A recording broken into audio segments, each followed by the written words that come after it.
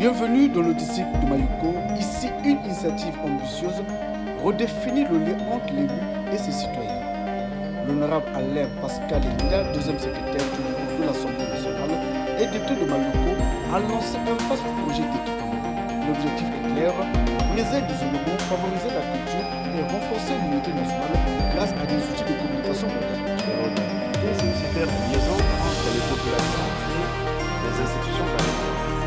Et pour cela, il faut que nous ayons des populations éclairées, moyennement sages et intelligentes. D'ailleurs, c'est de mettre à la disposition de ces populations-là et ces outils modernes de communication. Chaque kit comprend une télévision de 60 pouces, un ordinateur, des plaques solaires et des documents. Ce choix énergétique répond à des contraintes objectives. C'est d'abord pour des raisons économiques, parce que tu te souviendras que l'utilisation d'un groupe électrogène demande beaucoup de contraintes. Le groupe électrogène, il faut l'alimenter en gasoil ou en essence. Et le groupe électrogène, il faut le vidanger régulièrement. Le groupe électrogène, s'il tombe en panne, il faut le dépanner. Est-ce que dans tous les villages, près d'une trentaine de villages, est-ce que nous aurons la possibilité d'acheter régulièrement l'essence, régulièrement le bois et régulièrement payer les maintenanciers qui viendront faire la vidange pour faire la maintenance? Je pense que c'est fait pour faciliter la vie. Donc, pour les raisons. Un, des raisons économiques et des raisons écologiques. Bien entendu, pollue l'atmosphère. Le déploiement touche tous les villages, les quartiers de Mayuko, mais aussi les industries comme le lycée de Mayuko. Cette initiative vise à reconnecter durablement ces populations avec le pays. Parce que ces populations doivent pouvoir rester dans notre territoire. Les populations de Mayuko, sur tous les villages de Mayuko, chaque village a bénéficié de ce kit complet. Ces populations-là, surtout les jeunes, il faut que ces jeunes suivent l'actualité de leur pays. Parce qu'il ne faudrait pas que ce soit quelqu'un d'autre qui leur parle de leur pays. Mais nous avons les institutions de la République qui fonctionnent. Et nos populations doivent suivre ce qui se passe au niveau national, ce qui se passe dans l'autre département, ce qui se passe dans d'autres districts. C'est ça aussi le fondement de l'unité nationale. Donc, le but, ce n'était pas d'avoir forcément la Coupe du Monde, mais c'était vraiment apporter à ces populations des outils de communication, des outils de se cultiver.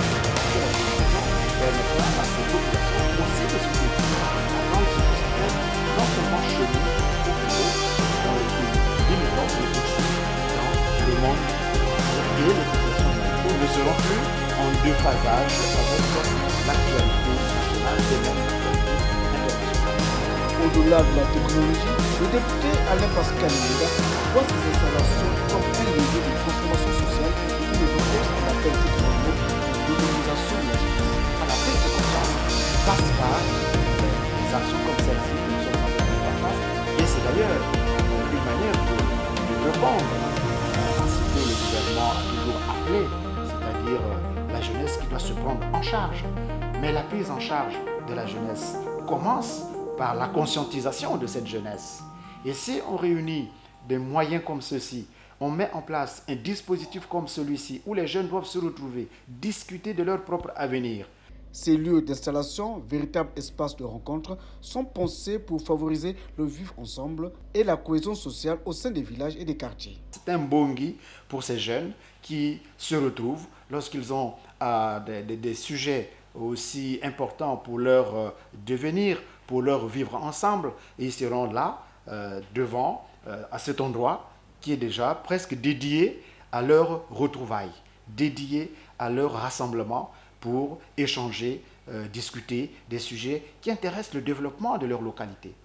Papa Solution continue de transformer Mayuko. Entre l'inauguration prochaine du poste de santé et son soutien aux bacheliers, l'honorable Alain Pascal Linda bâtit les fondations d'un district tourné vers l'avenir. La première promotion des bacheliers au lycée de Mayuko l'année prochaine, c'est la promotion Alain Pascal Leïna. J'avais déjà dit que ces enfants-là, à partir de la rentrée prochaine là, la rentrée c'est en octobre, en octobre prochain, c'est leur papa, l'honorable Leïna, Papa Solution, qui va leur payer les droits scolaires. L'année d'après, c'est leur papa qui va payer les droits scolaires. Et cette promotion-là, c'est la promotion Alain Pascal Leïna, le premier bachelier du lycée de Mayoko. Pourquoi je fais ce petit historique? Je fais cette petite rétrospective. C'est pour vous parler de ce que nous allons faire demain.